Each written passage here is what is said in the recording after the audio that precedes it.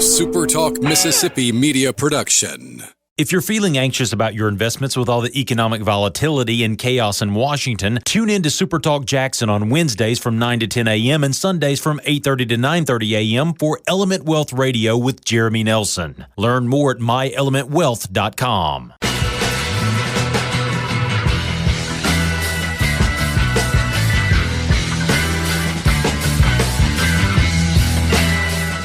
What's up? Welcome in after almost a 4-hour-long baseball game. We're up late tonight, guys. I will regret this in the morning, but I'm glad that you are here. Welcome into the show. My name is Michael Borky. Always appreciate you being here. A few things to get to tonight. I've got some cuts from Pete Golding's press conference. Good stuff. Again, they're winding down spring practice. A couple of things stood out to me the most.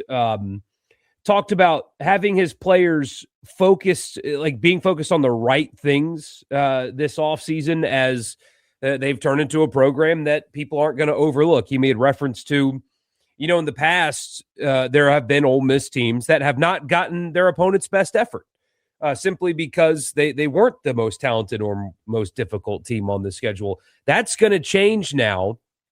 And he says at one point, and I'll play it for you, you better be focused on Louisville. That's what you need to have your attention on right now. Good stuff there. Also talked about Edwin Joseph, Tony Mitchell's position change, it sounded like, and more. So we'll get to that. And also, I assume you guys are going to have some thoughts on the Governor's Cup. Ole Miss falls to Mississippi State. And we'll get to that as well. Probably going to be an abbreviated version again because simply it's so late. Hope you guys enjoyed my conversation with Chris Malloy. That program is just a wagon right now. Ole Miss golf winning the SEC. They have the right stuff, if you will, to go win an SEC a national championship. They've got the bones. They've got the infrastructure, the foundation, whatever you want to call it, to go win a championship. So keep a close eye on them. It was a lot of fun to watch that a year ago, and hopefully they can make a similar type of run in the NCAA tournament. But we're talking football, we're talking baseball, and I am glad that you guys are here. Don't forget to subscribe wherever you get your podcast. Just search Rebel Report and subscribe and leave a rating and a review. Also right here on YouTube. Leave a like, comment, subscribe, all that good stuff. I would really appreciate that. This edition of the show is brought to you by Scruggs Farm, Lawn, and Garden in Saltillo, Mississippi. They've got everything that you need under one gigantic roof for farm, lawn, and garden. But quite literally, anything from animal feed to home furnishings, appliances, great clothes, boot selections, awesome. The fishing selection is awesome. The cheapest beer in town. And most importantly, the John Deere lawnmower or tractor that you need. You've got just a few more days. April 30th is what these offers are valid through. 0% on 36 months for all commercial lawnmowers, all John Deere, 0%, 36 months, 1.9% for 36 months on John Deere Gators. And for the big stuff, 0% on 72 months, for 72 months on compact tractors and select 5 Series tractors, valid through the 30th. Do not wait. Visit Scruggs Farm, Lawn, and Garden at 3575 Tom Watson Drive in Saltillo. At Scruggs, they have what you want for less. All right, here is, I've got 5 cuts for you from Pete Golding in his press conference. Really good stuff here from the head coach. Couple of kind of long ones, but that's okay because it's really thoughtful stuff. He was asked about offensive tackles after the arrest of Kern, although the legal matter has been cleared up. We'll see what kind of punishment comes with that. Also, you just hope that this could be a wake-up call for the young man.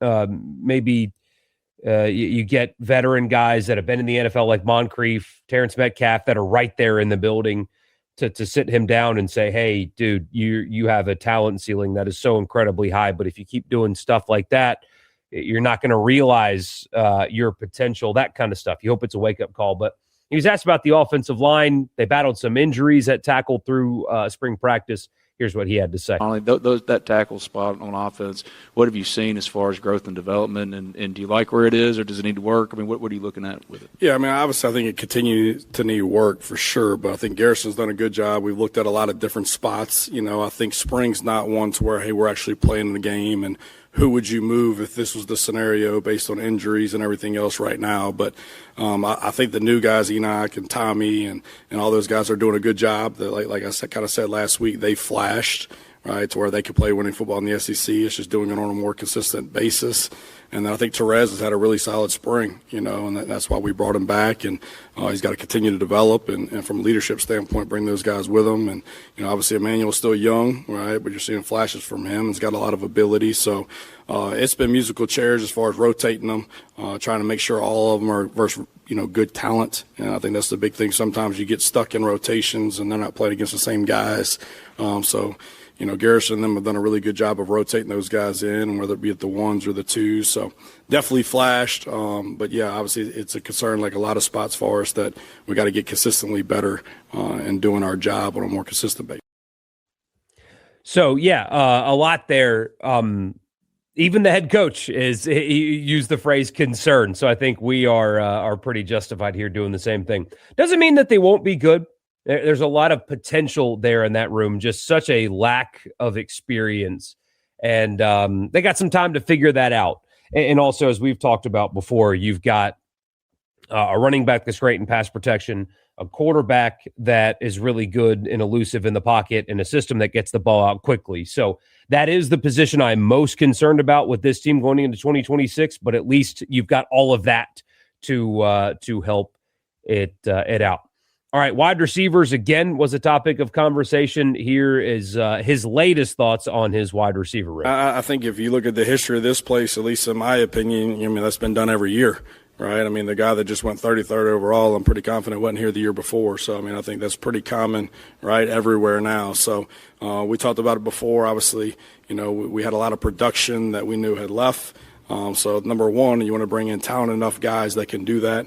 I think you want to balance it, right, and make sure you're not bringing all the same type of guy, right? So then now you can have different roles for them and different packages to create issues for defenses, which I think we've done. The experience that we brought in, I think, has gotten better, day in and day out. And those guys came here to step into a role. They didn't want to come to be a backup. They weren't promised in the recruiting process. They know they got to come in and earn it and develop in all those. But we wouldn't have invested the way we did if we didn't feel like we were going to get a return on our investment. So a lot of those guys have had a good spring and are going to have a good fall. Pete, and again, it's a group of receivers that certainly has a high floor, I think. I think their floor is incredibly high. We'll see what their ceiling is. A lot of new faces, as he mentioned. You guys know how I feel about Deuce Alexander right now. There's a lot to love about Darryl Gill. We've talked a lot about Jonte Cook recently. There's a good bit of potential in this receiver room, and so far, all of the conversation out of spring practice has been that they have done a good job at wide receiver. It has to continue to mesh. They have to continue to build relationships with their quarterback. But the context of the beginning of his answer was, losing a lot of guys in this program is just kind of rotating receivers in and out while sending them to the NFL. And that's where that first part of that statement came from. And there's a real chance they're about to do it again. We shall see. All right. He was asked about, this is just a good quote about, the meet the team day, the autograph day, stuff like that. No, I think they've got to realize, and I think some of them do, not all of them do, of, over a 3-year span since I've been here, like we've lost one home game, right? That's because there's a lot of people in that stadium that have created an environment and an atmosphere that's really hard to play in. And you got to give back to people that give to you, in my opinion. And so I think that's kind of been lost at some places, and I think at the end of the day, we're all a kid deep down inside. Like they actually enjoy it, right? For Trinidad and for all those guys that have lines out of the door, right? And those kids smiles just for their autograph. So I told them, I was like, man, there's going to be one day and it's going to be sooner than later that ain't nobody going to want your damn autograph. right? So you better enjoy it, right? You better continue to play really well. So that line is long, but no, I thought it was awesome for them to have the opportunity to give back, and especially in that atmosphere in a controlled environment, and everybody was really excited. So no, I thought it was special for them and for our fans. It's kind of a funny thing telling the guys, you better soak this in now because one day soon, nobody's going to care about you at all. That's such a ball coach type mentality. But no, there was a lot of people and not everybody, got to get their favorite player's autograph as we heard from the radio show as well. Actually on that, a lot of people, there's just a crowd that was probably bigger than they anticipated even, but that first part where, you got to give back to the people that give back to you, or you got to give back to the people that give to you, that those kind of talking points and answers, does that make the difference between winning and losing? Not really. You saw a head coach recently that couldn't have possibly cared less about the fans. Not really, and won a lot of football games. So that doesn't really matter on the actual field. But I do think a buy-in, a visible buy-in where you make the people that really make everything go, which is the fans, if you make them feel like they matter, they are willing to continue to step up in ways that they didn't previously. When you make somebody feel important, they are more willing to do things for you, right? And so hearing your football coach and the players talk about how important you are in this era where there's donor fatigue and all the things that people are talking about, you guys are going to do extraordinary things if you feel like you're extraordinary. And so that messaging coming out of your program now, I think, is extremely valuable, not only because it's the truth. None of them would have the lifestyles they have or anything without you, the fan. None of them would without you. So that's just truth telling. But also, I think the long-term benefits of that for a program to continue to remind you guys how important you are, you're going to continue to give and step up. And even if it strains, you're willing to strain because the people involved are grateful for your effort. So good stuff there. All right. He was asked about three players in particular: Edwin Joseph, Tony Mitchell, and Jordan Renaud. Banged up, didn't go through spring or were limited through spring. And also a position change, I think, is what I hear here. Tell me what you think. Kind of a long answer, but here you go. Whatever. Edwin Joseph in the back end, Tony Mitchell with the linebackers. Renaud. With those guys, what are the status of them? Like, how are they? And specifically about Edwin Joseph, what did you like about him in the portal, and what could he be once he's healthy? Yeah, obviously the experience. I think he's very instinctive. I think he does a really good job in block protection of getting skinny. Does a good job finishing on the ball carrier. And I always felt like that position, he was a corner, playing nickel. I think the ability to play man-to-man, the kid's got range, he's got top-end speed. So loved his versatility, his athletic ability. And then when you throw on top of the experience component of it, I thought he had a really high ceiling that fit our system really well. So obviously with Edwin and Jordan, we knew coming in by taking them, they weren't going to be here for the spring. Which I think if the model was the old model and you didn't get them in the summer, that would be a concern. But we knew they were going to be in every meeting, right? They're going to be rehabbing all spring. There would be a good foundation from an understanding standpoint going into June and July. And now it's getting them back into playing shape, over June and July and getting ready for August. I think Tony, obviously we recruited Tony at Alabama out of high school. He's very athletic. Tony kind of grew out of the safety position from a body type standpoint. He's about 240 pounds right now, really athletic. And linebacker comes a lot more natural to Tony than Tony thinks it does. And I think, some of those DB guys, I'm a DB, and you start putting them in the box, like, Coach, well, what the hell are we doing here? But he allows us from some coverage versatility standpoint to kind of use him as a money, right, and rotate coverages away from him and things like that because we like his coverage ability. But I've been really pleased with his instincts in the box, which is always something that's the concern of a guy that hasn't played that position. because he had put physicality on tape. You know, he could transition and could run, especially for that position now. So I think he's continuing to get, more comfortable. Has really shown up in the four-core special teams in the last 10 days, which will be a big piece.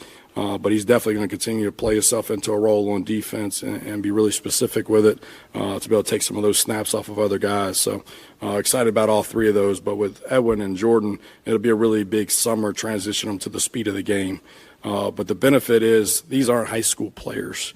They've played in games. They've been starters, right? They played in the SEC. Obviously, Edwin played in the ACC. He's played SEC teams, so that they know what it is. And so there's a good foundation right now knowing what to do. And then now it's this summer just getting them to do it, on a consistent basis. I must have missed, and forgive me if I did, I must have missed the Tony Mitchell growing out of safety playing linebacker thing. And honestly, that makes a whole lot more sense, signing him to play closer to the line of scrimmage and things like that. So that's interesting. Obviously, talented guy, but just didn't necessarily amount to what they thought that he would be at Mississippi State. I think that's fair to say, but still has a lot of upside physically and athletically. And so him being closer to the line of scrimmage, especially in a position that needs some depth.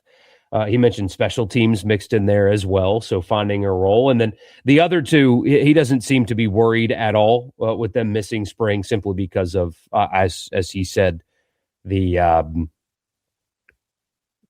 years of playing college football under their belts and not overly concerned there. All right, last thing, and here's kind of the money quote, and this is at the very end. He's asked about managing expectations, being a program that is now where they stand versus where they were, a decade ago. It's a good answer here. I think every year that you do well, I think, number one, you're fighting complacency, right, because they read how good they are and they think they've arrived, which they haven't, right? And then, number two is, once you get a program and they start winning on a consistent basis, like you're the game that's circled. Right. So instead of, not getting everybody's best all the time because they overlook you or what have you, they're working on somebody else on your week or before, like the target's going to be on your back. And so I think, that's happened not just this year. I think we've had good years building up to this year to where I don't think people were really excited to play Ole Miss. I think there was an off-season study and some time in the summer and all those. But, my biggest thing to them is stop focusing on the wrong and we start worrying about the LSU game that everybody's talking about and all that. You better worry about Louisville, right? And you better worry about what you're doing right now, right? And the development of every day and what you're putting into it. So I think it's all what you put focus on, right, and what you put attention on. But we're not circling a game for us because we do feel like we're talented enough that if we do it the right way and prepare the right way and practice the right way, that if we don't beat ourselves, we'll have a shot. But like I said before, I think more games are lost than they are won. And that's the biggest thing where we're getting to right now is you don't know what play in a game is going to affect the outcome of the game. You can't pick and choose when you want to lock in and focus and do your job. That's got to be who we are. And there's going to be some games that you might line up and they might be more talented than you. And we're going to have to make more plays than they make, and the ball might have to bounce our way. That's football, right? But let's not beat ourselves by playing bad football, or let's not beat ourselves by not being prepared or not taking care of our body or not practicing the right way. And I think that mentality, once you get to that and you don't care who you're playing, where you're playing, when you're playing, I think that's your best chance. And so I think we got a lot of guys that do believe that, right? And you see that day in and day out. I don't think we have enough guys, and that's what we're talking about, playing winning football and getting enough guys in that category of playing winning football in this league on a consistent basis. I think you've got to get to that in order to compete for a championship on a consistent basis. So I think it was a good start, but we're definitely not where we need to. So there's so much to like about that. These guys think they have arrived. They have not. And it's, again, really nice. This doesn't translate to wins on the field necessarily, but when you have this kind of attitude about your program, complacency can be a very dangerous thing. And for Pete Golding, after a 13-win season in which they went to the semifinal, to stand there and say, you haven't won anything yet. Forgive my language. You haven't won shit yet. You've won nothing. You haven't arrived. What banner do you hang for making the semifinal? Maybe they do in the stadium. I don't know, but the head coach is not going to approve of that. You haven't won anything. You didn't win a championship last year. Nice. You won a bowl game. Great. Congratulations. I love that because that shows that you have a person leading your program that truly believes, at least it sounds like it, that your program is bigger than what you did last season, that you can not only do that consistently, but you can take it to another level. And this isn't even talking about Lane Kiffin. There have been coaches in the past at Ole Miss that have not believed that you can win at the highest level at Ole Miss. And so hearing the messaging from your coach that, yeah, you haven't won anything, so you better focus on Louisville, because if you think you can overlook them, you're going to get beat. You can't circle a single game on your schedule because you're the circled on your schedule now. But if you think that means you've arrived, you have not. I love that. Because, again, complacency can be problematic. And you've seen in the past, not in the too terribly distant past, a coach win some games and then get complacent, and then 2 years later, he's getting fired.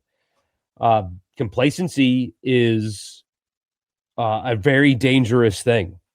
And so not allowing a historic season to be all you talk about, it's a good thing. It's a really good thing. All right, we will get to your comments after I tell you the podcast is brought to you in part by Logan Smith Shelter Insurance. Anywhere in Mississippi for auto, home, life, or insurance for your business, he will take care of you. Give him a call, 601-823-3500, 601-823-3500, Logan Smith and Shelter Insurance. Tell him that it was me that sent you there. And even if you already have insurance, what's a 5-minute phone call going to hurt? It's not going to hurt at all. Go give him a call, get a quote. You'll love the services that he provides. Great insurance as well. Logan Smith Shelter Insurance. Also, Priority One Bank, to make you their priority every day with their online banking platform, 16 locations in Mississippi, local loan servicing and decision-making, and more. Bank with me at Priority One Bank. And also Advantage Business Systems for all of your Mississippi office technology needs, absms.com. In all seriousness, did many people really expect them to win that game? Missing Foley and Federico. Plus, let's be real here, State just owns them. Yeah, I picked against Ole Miss on the radio show today, in part because they were shorthanded. This game doesn't kill them. It doesn't move them out of a host site or anything like that. But you got to go. I mean, now it feels like you got to go to Fayetteville and get to this weekend. I know it's on the road. It's always tough to win on the road, blah, blah, blah. But I think that's what tonight created. But there is that side conversation where, like, on one hand, this loss doesn't kill you. Both of the projections came out today. Ole Miss was firmly hosting a neutral site loss against a top 15 RPI team is not going to knock you out of that. But Mississippi State owns Ole Miss as of late over the last 10 years. It's just complete dominance in this rivalry, and it's disproportionate relative to the talent. It's not like Mississippi State is that much more talented than Ole Miss is over the last 10 years. They just beat Ole Miss. It's what they do. Coaches change, doesn't matter. In Oxford, in Starkville, doesn't matter.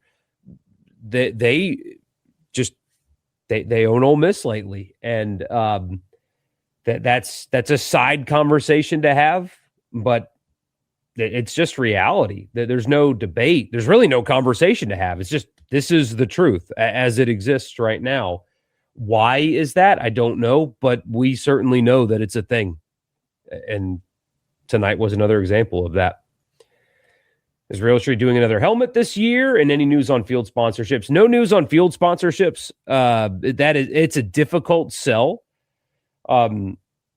because it's very expensive. And most, if not all, of the sold fields that you've seen are a company with local interest. Problem is, in Mississippi, you've got two SEC schools that are like equally represented in the state. So if C Spire wanted to buy Just Fought Hemingway, they would piss off all the state fans. Whereas in Tennessee, you can buy the field and not really have to worry about it.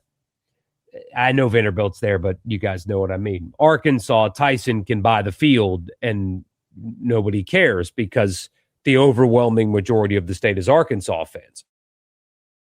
So if you're going to find an in-state company, you probably need to do both, but that's really expensive. And also, to be honest with you, one of them probably costs more than the other.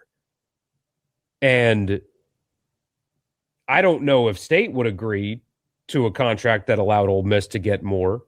And I don't think Ole Miss would come down on their number because, I mean, just statistically, more people watch Ole Miss games. The value of the sponsorship on the field, this is an objective fact. I know that there are state fans that listen to this that'll probably go post this on their message board.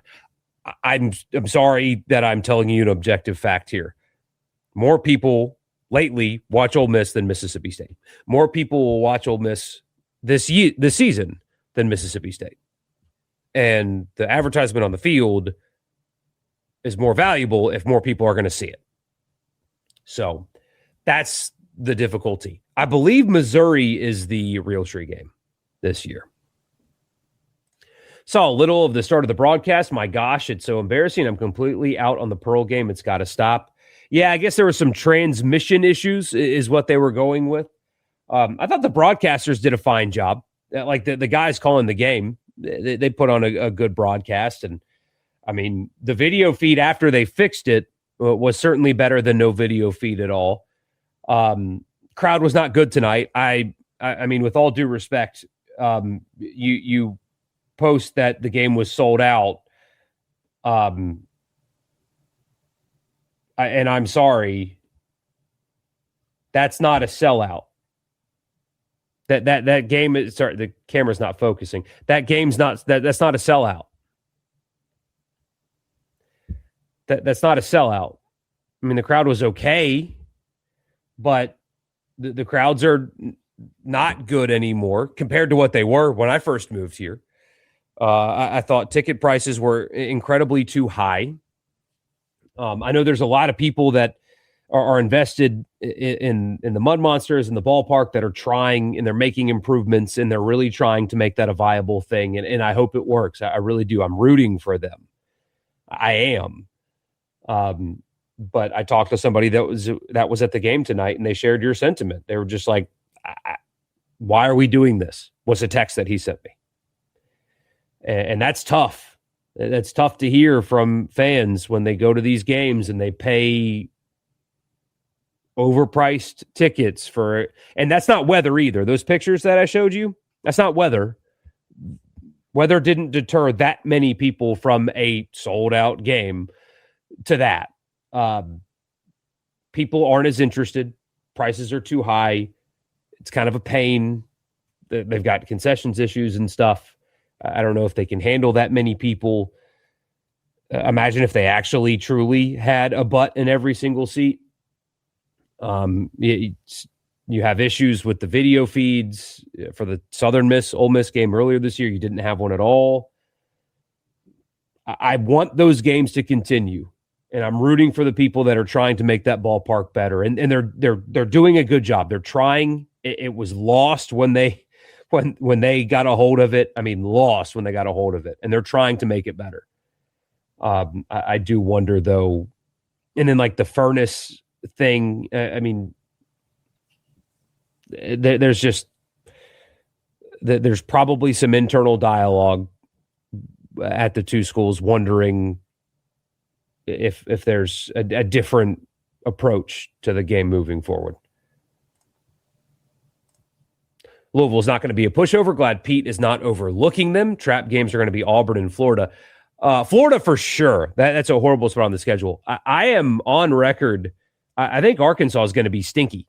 Arkansas, well, them too. I think Auburn's going to be like bad, like towards the bottom, if not at the bottom of the SEC bad this year.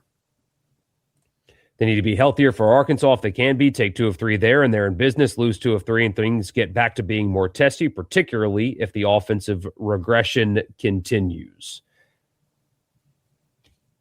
Side topic, but I'm sure it was brought up in the radio show. Can you talk about Brendan Sorsby? Absolutely. Yeah, we did talk about it some.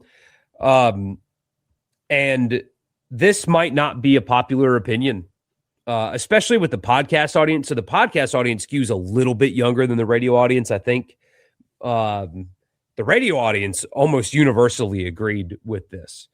But I've just changed my mind on what I think should be appropriate when it comes to sports gambling. And this does not absolve Sorsby from personal responsibility. It is his fault that he did this. It's entirely something that he chose to do when he knew he wasn't allowed, and he chose to do it at an incredibly high volume. Clearly, he has an issue when he's in a ballpark betting on balls and strikes in real time. Thousands of bets is what's being reported. He's got a problem.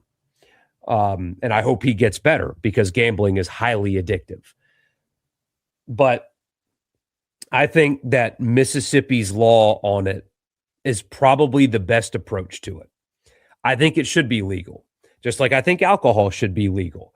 But I think that restrictions are okay. You cannot drink until you're 21. You cannot drink a certain amount and drive a car, etc.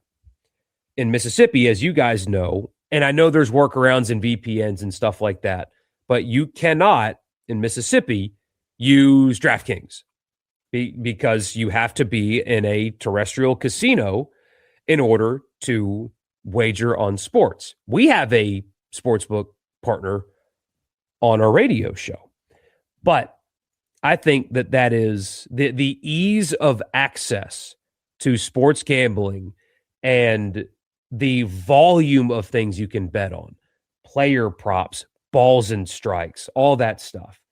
It's too easy, and it is everywhere. ESPN has a betting platform. The organization that broke the story has a betting partner.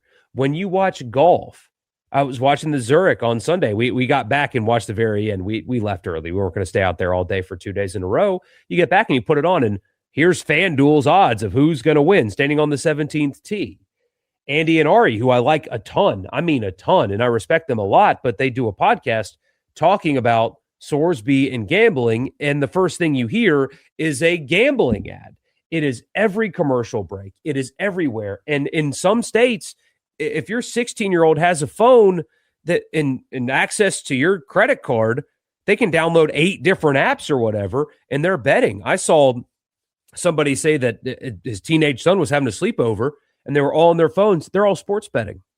The ease of access to it, I think, is creating a gigantic problem amongst the young people that is slowly going to start manifesting.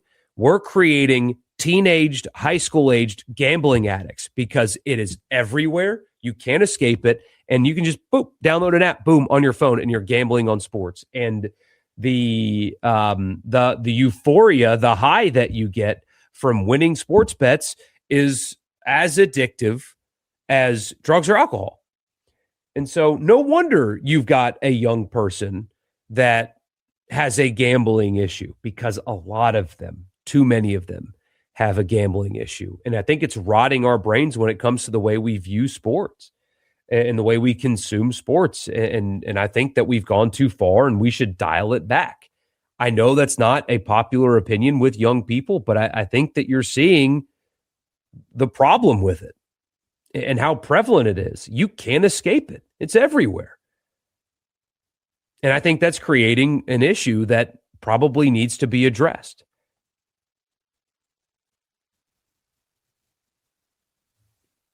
Need to hear your thoughts on if any Big 12 team doesn't qualify for the playoffs. Do you think that can make extra room for an SEC team? In baseball, Kansas is definitely going to make the postseason. So there's at least one. Also, the basketball tournament's officially expanding to 76. Woohoo. Yeah, nobody wants it. Nobody wants it. And this is what frustrates me, too, about the people that want, like, Congress to pass the SCORE Act.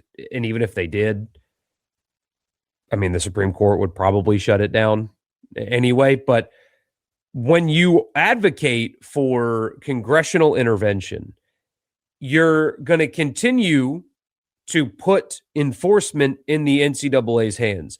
And after seeing this today, this bothered me so much. Just you already have too many teams that make it anyway, but you have a perfect situation. 64 was perfect. You have this perfect bracket that's easy to understand. It still means something if you make the tournament. Selection Sunday matters. It was just so easy to consume and understand, and it was special, and people loved it. And you're destroying it by adding teams, none of which belong in the tournament at all. Auburn would have made it. They had no business making the postseason. Indiana had no business making the postseason, but they would have. Have you seen some of the models that have come out about the way they would add the teams and the way that the first games would look? It's horrendous. It's awful. And teams that don't deserve it would make it.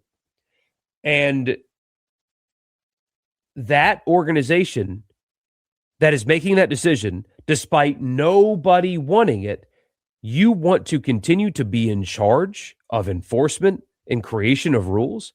We cannot continue in major college athletics, and we cannot save, air quotes, major college athletics until we have a complete change of power at the highest level of college sports. If they want to do tennis and golf and stuff, that's fine. Whatever. They can do that. They can't do football and men's basketball anymore.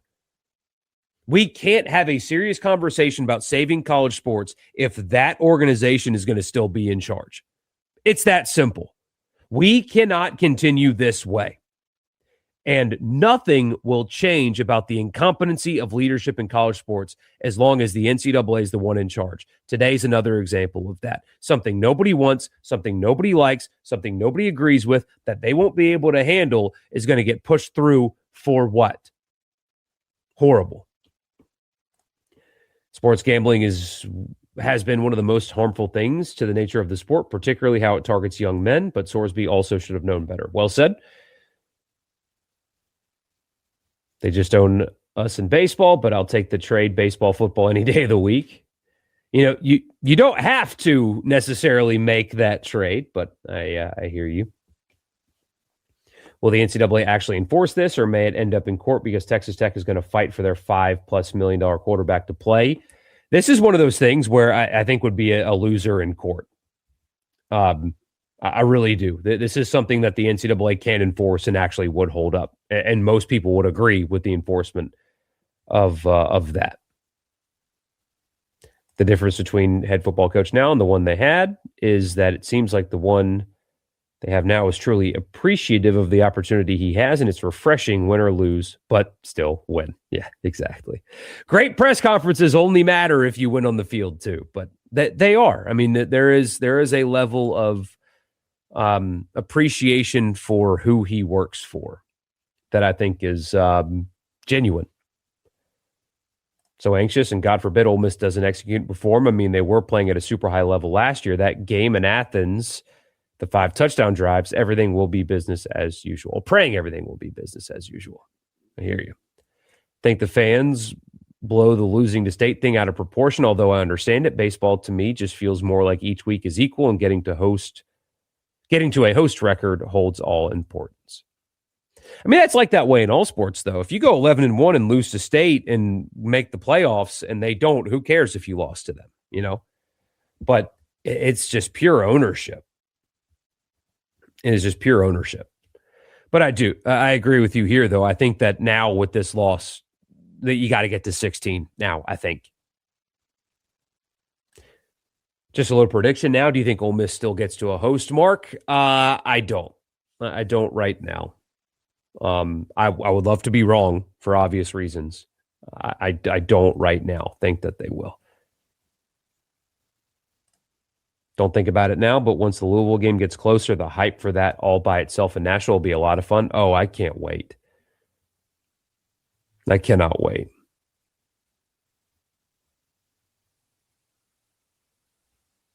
In football, primarily since Kiffin got to Ole Miss, they have been... I say I can't wait because I'm planning on going to Nashville, which Nashville's fun. The game is compelling. And I think you guys are going to travel well, so the environment's going to it's just one of those things where sometimes the neutral site games can feel a little empty, and not like in the stands. They generally are attended well, but I mean, there's not a lot of character to them. I think this one's going to have a lot of character. Louisville's very close to Nashville. They're going to travel well too, but there's going to be a ton of you there. Like you said, the game's on its own. I think Louisville has a chance to be ranked in the preseason as well. So a ranked matchup. I mean, vibes are high among the Ole Miss fan base. It'll just be like a high energy, like really fun trip. Very similar to the New Orleans trips. This year's state is more talented, but not a 4-0 record edge with all three of those 4 games being easy wins. Yeah.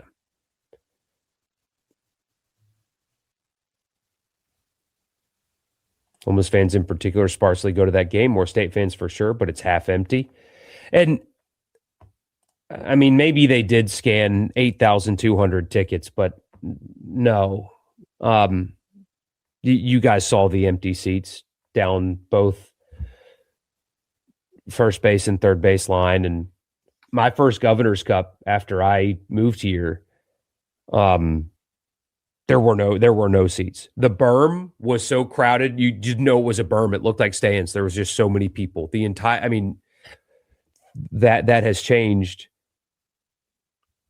rather dramatically, and that there's a lot of ways that they can fix it. I think more reasonable ticket prices would be a good start. The ballpark still needs work. Again, they're working on it. They're making effort, but the ballpark still needs work in order for that to. I mean, again, I've talked to people that went tonight, and they didn't enjoy the experience of being at the ballpark, and that's not acceptable.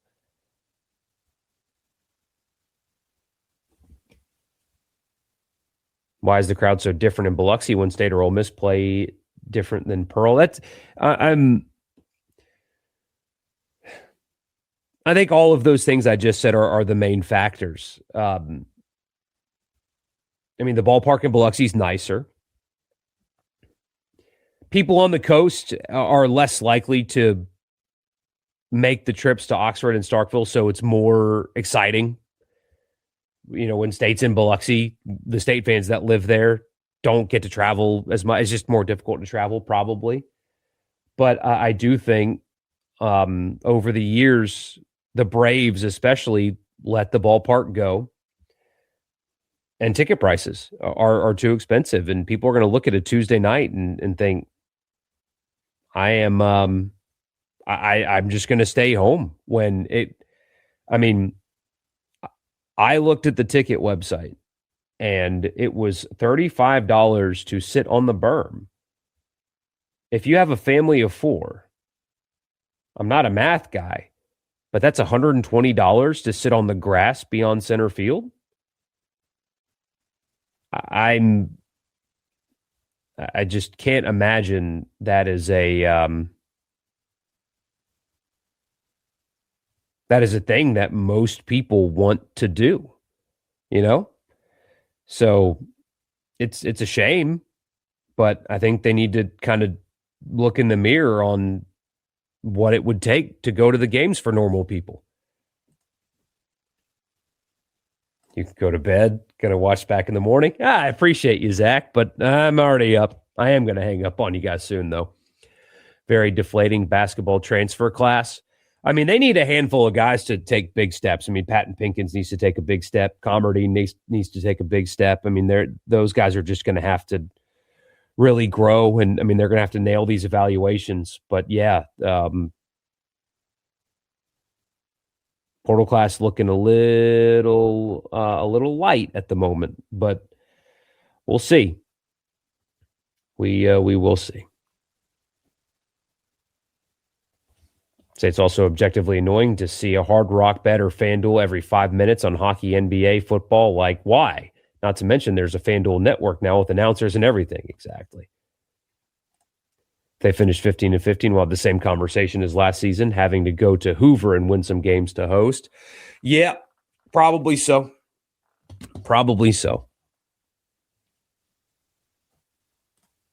it's got to be a bad experience in Pearl if either team can get legit sellouts at MGM compared to Pearl, the proximity of both schools. Yeah, and I mean, I do wonder if Ole Miss considers going to Biloxi as opposed to Pearl. I wonder.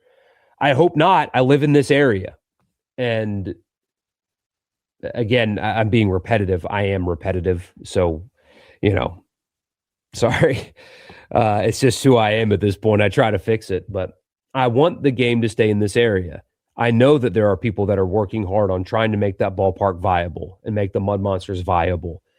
And I don't blame the guys that were calling the game. It's not their fault that the feed was messed up, but I mean, you start the game and look at what the video feed was, and you've got an all turf infield now, and fans are waiting multiple innings through concession lines, and you're charging $30 to go sit on the grass in the outfield and stuff like that. It's just there are still a lot of things that they need to fix if they want this game to continue, because I don't think all of those problems exist if you play this game on the coast. There's an idea that was brought up today that the Governor's Cup gets played. So you've got, like this year, the series was in Oxford. Play the Governor's Cup game in Starkville. And so next year, the series would be in Starkville, play the Governor's Cup game in Oxford. That's an interesting idea. But again, the people that live in this area, I think, it's good that they get the chance to see their team play. But they're not going to see the teams play. Again, I will show these pictures. I don't care what they announce in terms of sellout. This is not weather. This is the bottom of the sixth inning on when it ended up being a great night. That's not weather. You know what I mean? So there's a reason people aren't showing up. And by the way, it's not lack of interest. That's the last thing, and I'll end there. It's not lack of interest. You guys love baseball. State fans love baseball. They have never been in more love with baseball than they are right now. And that's what you got. So anyway, I appreciate you guys, as always, for being here. We'll be back on Thursday night, as we always are. And don't forget to subscribe and all that good stuff. If you missed my interview with Chris Malloy, go check it out. SEC champion Chris Malloy. Good stuff there. I'll see you guys on Thursday. Y'all have a good rest of your night. A SuperTalk Mississippi media production.